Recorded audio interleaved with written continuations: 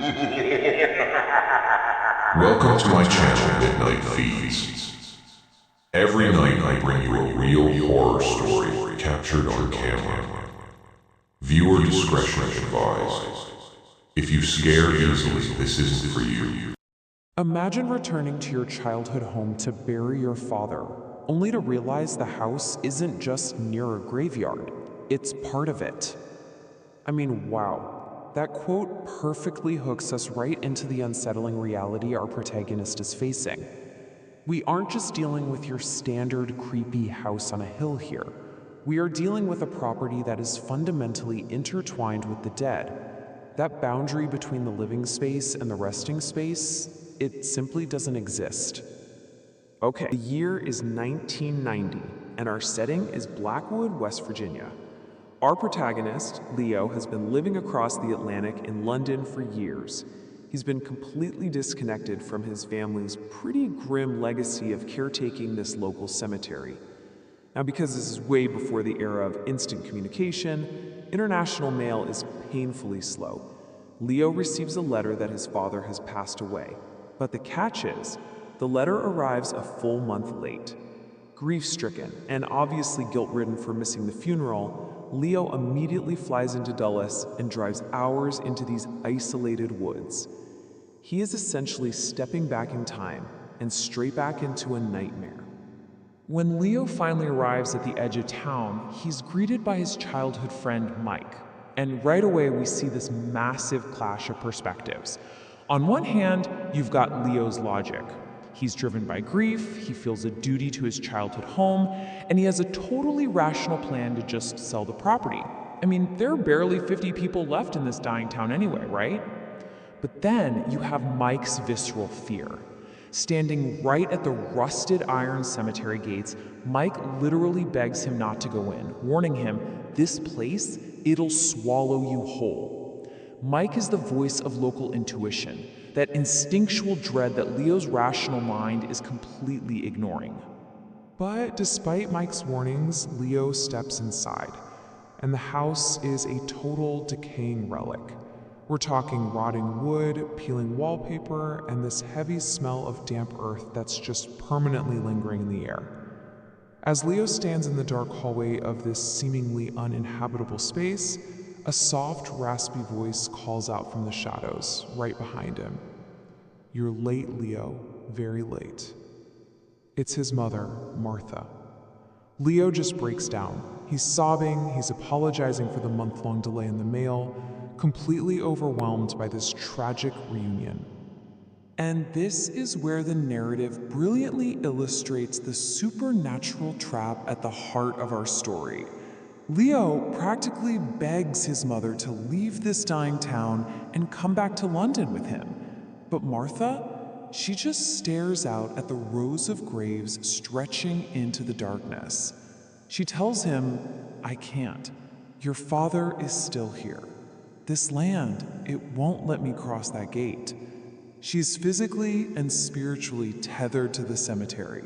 She literally cannot leave. As the psychological dread of the daytime gives way to the very active, supernatural threats of the night, Leo finds himself totally unable to sleep. He steps out into the graveyard for a midnight smoke. He's surrounded by this sea of sunken stones and fresh dirt mounds. Suddenly, he notices a shadow moving behind a tombstone. But as he walks toward it, nothing. Then, out of nowhere, a pale hand grabs his shoulder. He jumps, absolutely terrified, only to find it's his mother. She sternly warns him to get away from the unconsecrated graves and tells him it is entirely too late to be walking among the dead. So you'd heed the warning, right? Leo goes back to bed, but the atmosphere in his room suddenly feels incredibly thick, almost heavy. As he's lying there in the dark, trying to rationalize everything that's happening, a terrifying weight presses down on the mattress right beside him. It's that unmistakable, visceral feeling of someone or something climbing into bed and lying perfectly still right behind his back. The horror here is just absolute paralysis. Leo is far too terrified to even turn around and look. By morning, Leo is desperate to sell the house, which introduces Greg, the fast-talking local realtor. Let's walk through how this sequence builds, because it happens incredibly fast. Greg is bragging about how quickly he's going to flip this property. He steps confidently right through the front door, but the absolute second he crosses the threshold, he stops mid-sentence. He collapses to his knees, gasping for air, clutching his throat. He later describes the feeling of invisible hands violently choking him. Leo rushes to get him water, while his mother, Martha, just watches from the kitchen with this cold, blank stare. Naturally, Greg immediately flees the property in absolute terror. But before Greg peels out of the driveway, he drops a piece of seriously chilling lore on Leo. He breaks down his rule of the paranormal. He says that there are 3 types of people in the world. First, people who don't believe in spirits. Second, people who can feel spirits. And third, people who can actually see them. Greg claims he is that third kind. And he tells Leo that right at that very moment, there were 30 spirits standing completely around Martha, trying to tear Greg apart just for being inside the house. So the really crucial point is how Martha finally explains all of this to Leo. After the realtor flees, she reveals the dark truth about Leo's father. He didn't just die. He descended into total madness. The cemetery wasn't enough for the spirits anymore, so they started encroaching upon the house. She tells Leo that his father used to walk the rows at night and hear the corpses screaming from under the dirt. The restless dead would literally follow him home and ask him, "Where do we go now that we're out?" The father couldn't handle it, and the hauntings eventually just broke him. After spending an evening in town with Mike, who, by the way, again begs him not to stay at the house during the dark, moonless night, Leo returns home.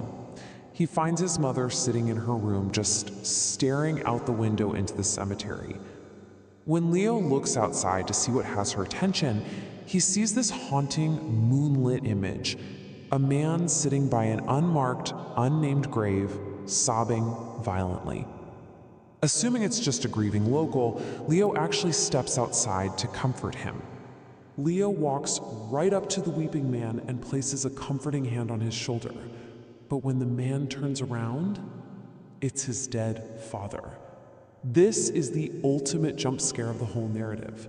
Leo is completely paralyzed by shock, and right before he faints and totally loses consciousness, he sees one final terrifying image: his deceased father and his mother, standing side by side, smiling at him together in the absolute dark. When Leo wakes up the next morning, he convinces himself it was just a hallucination brought on by severe stress. I mean, wouldn't you? He packs his bags, tells his mother he's going to stay at Mike's for a few days, and promises to return. He leaves and eventually flies back to London. But now, what's really interesting about this true timeline is the gut punch twist that emerges. When Leo gets back to London, he finds a pile of delayed mail. He opens a letter from Mike. The letter reads, "Leo, I'm so sorry. Exactly 1 week after your father passed away on September 1st, your mother died on September 8th. Leo didn't even arrive in West Virginia until October. Let that sink in. The horrific realization fully settles in. His mother was dead before he even booked his flight. He had been living, talking, and interacting with a ghost the entire time." The narrative flashes back to him rushing into that empty house weeks prior, hearing those phantom voices echoing in the hallways. Very late, Leo. You're very late. It wasn't a mother grieving her husband. It was 2 trapped spirits bound to the cemetery, waiting for their son. You've survived another night with Midnight Feeds. But the real question is, will you be back tomorrow? Like, subscribe, and turn on that bell, because I record every night.